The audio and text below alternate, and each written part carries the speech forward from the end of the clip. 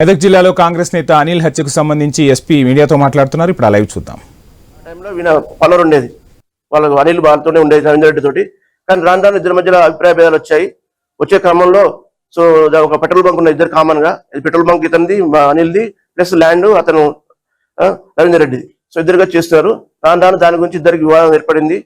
అంతేకాకుండా ఈ రవీంద్ర రెడ్డి యొక్క ఒక 12 ఎకరాల భూమిని ఈయన కౌలు తీసుకున్నారు వీళ్ళు అనిల్. తీసుకొని రాను రాను కట్టుకుంటూ ఉన్నారు. కానీ లాస్ట్కి వచ్చే వరకల్లా నేను కట్టనని చెప్పాడు. ప్లస్ వేరే వాళ్ళకు కూడా తీసుకొని అని చెప్పి అడ్డుకున్నాడు. అదొక కారణము. దాంతోపాటు ఈ రంగంపేట గ్రామంలో రవీంద్ర రెడ్డి 3.5 ఎకర్స్ ఇవి ప్లాట్స్ చేశాడు. ప్లాట్ చేస్తే అతను దాన్ని కూడా అనిల్ అమ్మనీయకుండా అడ్డుకున్నాడు. వచ్చే వాళ్ళని కూడా బెదిరించి అమ్ముకున్నాడు. దాంతోపాటు రవీంద్ర రెడ్డి గురించి ఊర్లో ఆయనకు ఇవి అక్రమ సంబంధాలు అని చెప్పి ఊర్లో ప్రచారం చేస్తుందని చెప్పి ఆయన మీద కోపం ఉంది. అది అట్లా నడుస్తున్నది. అది రవీంద్ర రెడ్డికి ఆయన మధ్య సంబంధం. A2 ఉన్నాడు. A2కు అనిల్ కూడా ఇద్దరి మధ్య కూడా వైరం ఉంది. A2 నాగరాజు ఈయన రంగంపేట చెందిన వ్యక్తి. ఈయన ఇంతకుముందు 2014 to 19 వార్డ్ మెంబర్ కూడా చేశాడు రంగంపేటలో.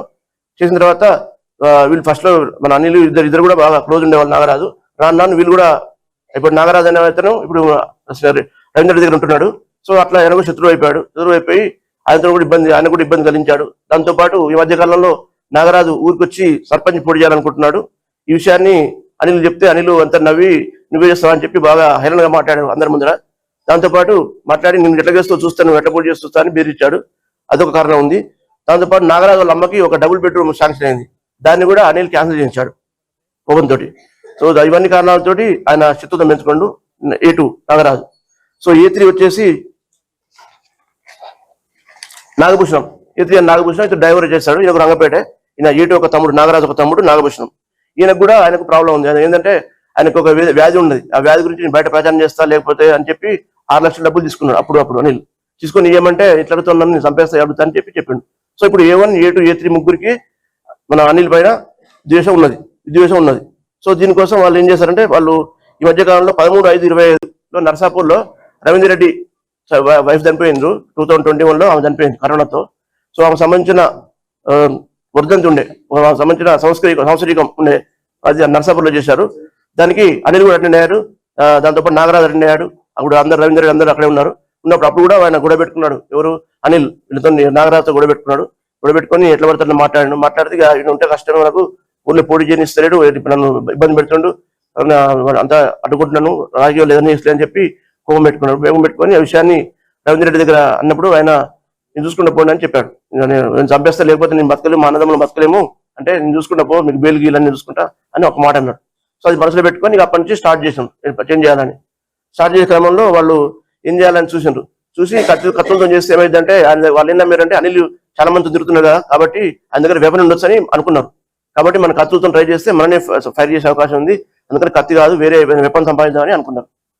ఇక్కడ అయితే రంగంపేట చెందిన ఫరీద్ అనే వ్యక్తి ఉన్నారు కదా, రంగంపేట వ్యక్తి ఫరీద్కి ఒక బీహార్ వ్యక్తి పరిచయం అయ్యాడు. ఇక్కడ లోకల్ రైస్ మిల్ పనిచేసే బీహార్ వ్యక్తి పరిచయం అయ్యాడు. ఆయన ద్వారా ఒక కాంటాక్ట్ తీసుకొని పాట్నాకి వెళ్ళి ఒక సునీల్ అనే అతని సచిన్ కుమార్ అనే దగ్గర నుంచి ఒక పిస్టల్ కొనుక్కొచ్చాడు. 0.32 pistol country made. అది కూడా ఎక్కడ పోయాడు, పాట్నాలో ఫ్లైట్ పోయాడు. దానికి సంబంధించి ఆధారం మనకున్నాయి. ఫ్లైట్ దిగి అక్కడి నుంచి 150 కిలోమీటర్లు పోయాడు సోనాగంజ్ అనే ప్రాంతానికి, లాస్ట్ ప్రాంతానికి వెళ్ళిపోయాడు.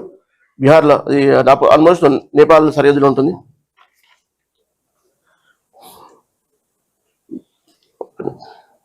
ఊరి పేరుంది నవాబ్గంజ్ అనే ప్రాంతానికి పోయాడు. బీహార్లో పోయి అక్కడ ఒక 10 రౌండ్లు ఒక 1.5 lakhs పే చేశాడు. 1.5 lakhs పే చేసి 10 రౌండ్లు అలాగే 0.32 పిస్టల్ తీసుకొని అక్కడ ప్రాక్టీస్ చేశాడు. ఫరీద్ ప్రాక్టీస్ చేశాడు. అక్కడ ప్రాక్టీస్ చేసి 4 రౌండ్లు ఇట్లా చేయాలో చూపించినాక అది తీసుకొచ్చి మళ్ళీ ఫ్లైట్లో పట్టుకుంటారని చెప్పి ట్రైన్లో వచ్చి జమ్ముకుంటలో దిగినాక ఈ నాగరాజు పోయి పికప్ చేసుకొచ్చుకున్నాడు. ఇద్దరు వెపన్ పెట్టుకుని ఉన్నారు, అవకాశం కోసం చూస్తున్నారు. దాంతో అయితే ఫరీద్కు భయం వేసి నేను చేయాలని నాకు కష్టమైతే, నాకు బీపీ షుగర్ ఉన్నాయి, నేను చేయలేను అని అంటే అప్పుడు ఇది షాబుద్దీన్ తీసుకున్నాను. షాబుద్దీన్ పిల్లవాడు 23 years ఉంటాయి. ఆ పిల్లవాడు నాకు ఐడియా ఉంది, నేను యూట్యూబ్లో చాలా చూసిన ఇట్లాంటి అని చెప్పాడు.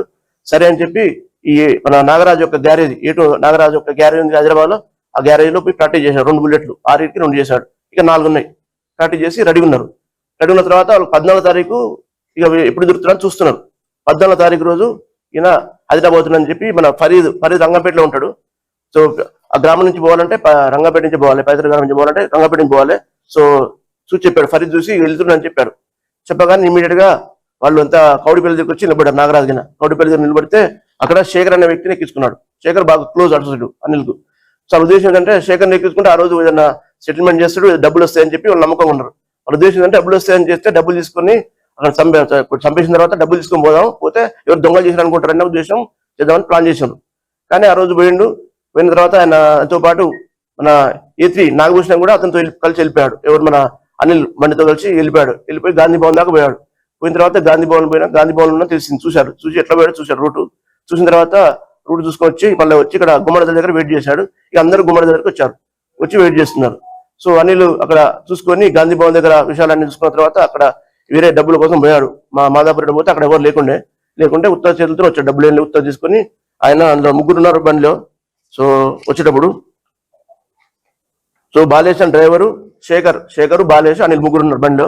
సో మళ్ళీ గుమ్మడి దగ్గర వాళ్ళు చూసిన తర్వాత అప్పుడు A3 నాగభూషణం 800 కారు. నెక్స్ట్ ఈ ఫరీద్ అండ్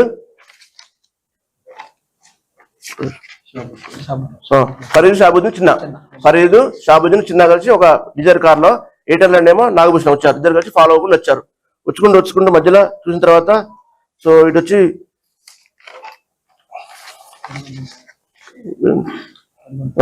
అప్పాజీ వచ్చిన తర్వాత ఒక్కొక్కరు దిగిపోయారు. మన వెల్దండ దగ్గర శేఖర్ దిగాడు, తర్వాత వాళ్ళ డ్రైవర్ కూడా దిగిపోయినప్పుడు అప్పాజీపల్లి దగ్గర దిగిపోయినాక ఇప్పుడు ఒకటే ఉండదు కదా చేద్దామని అనుకున్నారు అక్కడే.